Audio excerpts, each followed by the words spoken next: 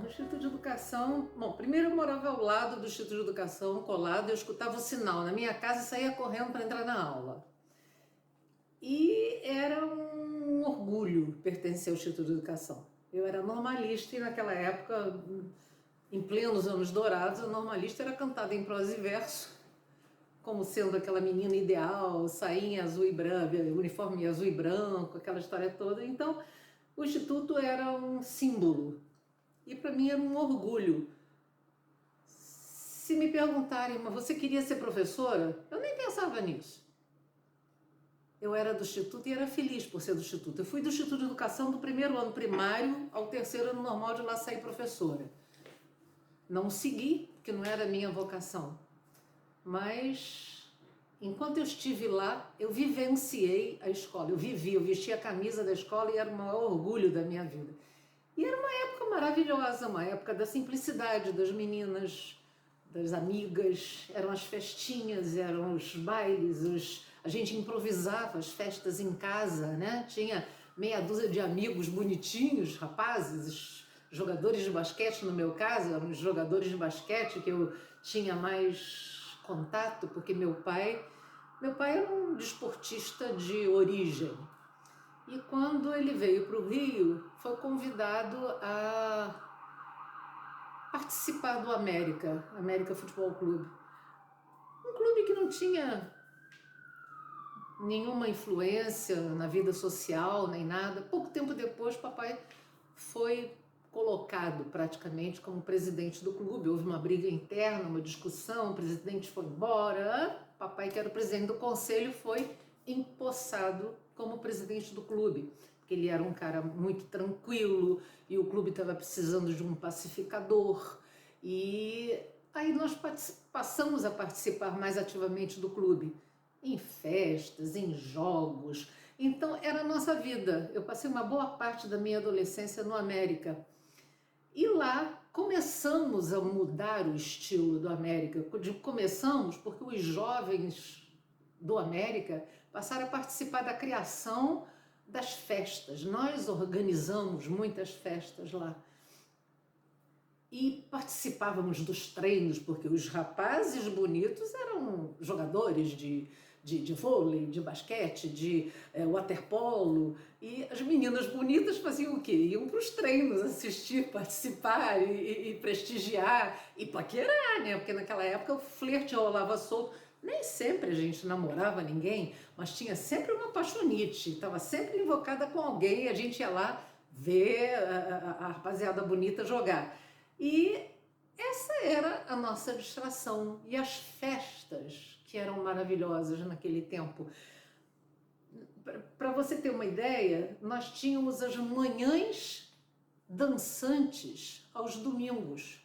Ninguém queria ir para a praia, sol, calor, o que ninguém queria saber disso. A gente ia dançar no América. A manhã dançante começava com o hino do América, que é lindo, e a gente dançava, vibrava, e terminava com o hino do América, como o carnaval, que terminava também com Cidade Maravilhosa. Lá era o hino do América, que era o toque inicial e o toque final.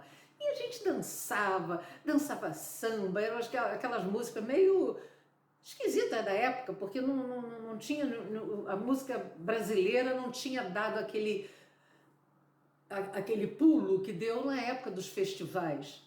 Mas nessa época era Ed Lincoln, com sua orquestra maravilhosa, era Ray Cunniff tocando aquelas músicas deslumbrantes que todo mundo virava os olhos quando tocava. Enfim, era assim a nossa vida social. Até que papai, quando foi empossado presidente, as coisas começaram a mudar um pouco.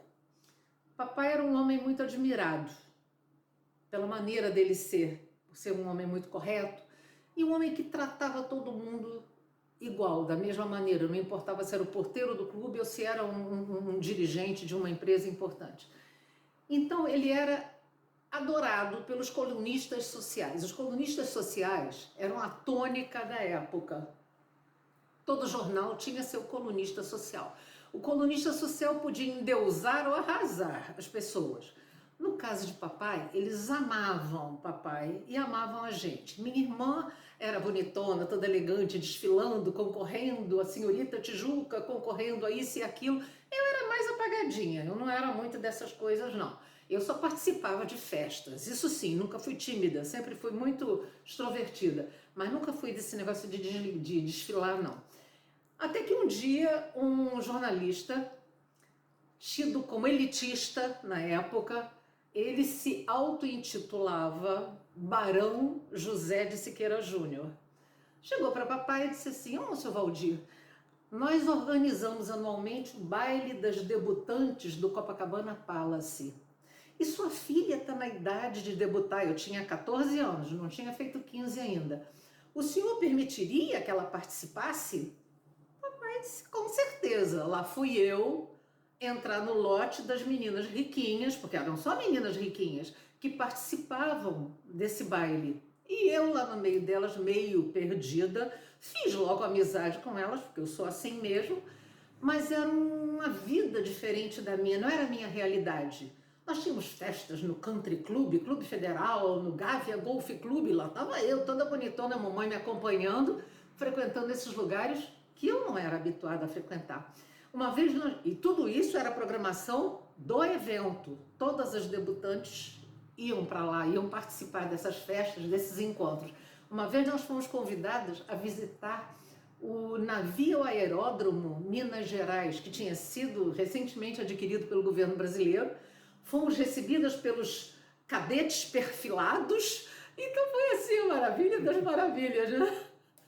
E uma experiência única na minha vida, porque realmente nunca tinha vivido isso. O baile de debutantes foi no Copacabana Palace.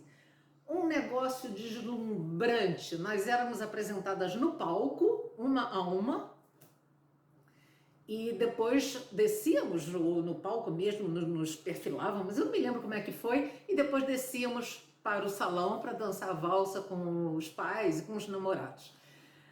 Foi uma noite inesquecível, fotos lindíssimas, aquele monte de meninas lindas. Eles fizeram uma revistinha para apresentar as debutantes, tem essa revistinha até hoje lá em casa guardada, eu com 14 anos de idade. Enfim, mas foi uma experiência única. O baile, a minha família costuma dizer que eu tenho memória de elefante, tenho mesmo. O baile foi no dia 13 de maio de 1961 e foi inesquecível para mim. Bom, já era debutante oficial do estado da Guanabara com direito a diploma assinado pelo Carlos Lacerda, que era meu ídolo. Meu ídolo do momento era Carlos Lacerda e era talvez o melhor estadista que o Brasil já teve, na minha opinião, foi Carlos Lacerda. Então eu tenho meu diploma de debutante oficial do estado da Guanabara, assinado por ele. Muito bem.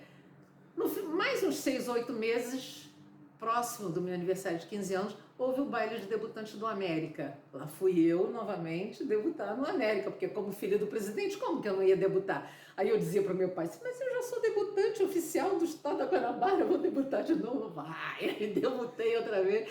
Tudo isso era oportunidade de dançar a valsa com meu pai.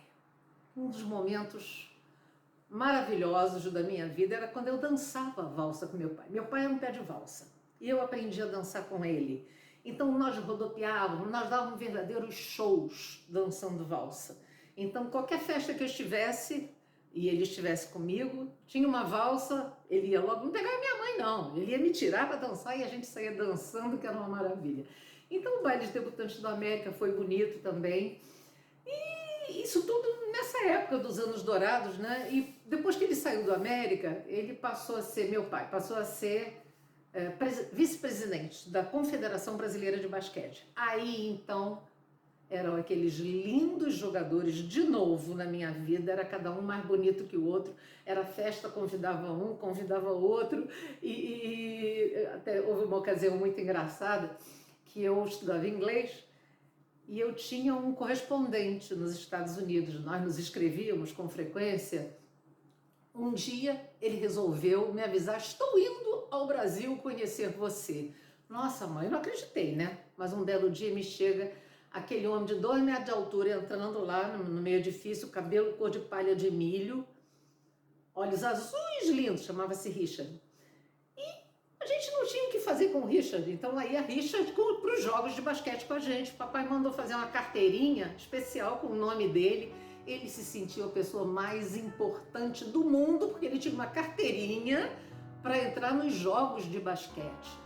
No ano seguinte, ele já nos Estados Unidos, continuávamos a nos corresponder e tudo, ele me escreveu e disse: será que seu pai manda fazer uma outra carteirinha para mim desse ano? Ele mesmo morando nos Estados Unidos, ele queria a carteirinha dele, porque aquilo foi um orgulho para ele ter a carteira da Confederação.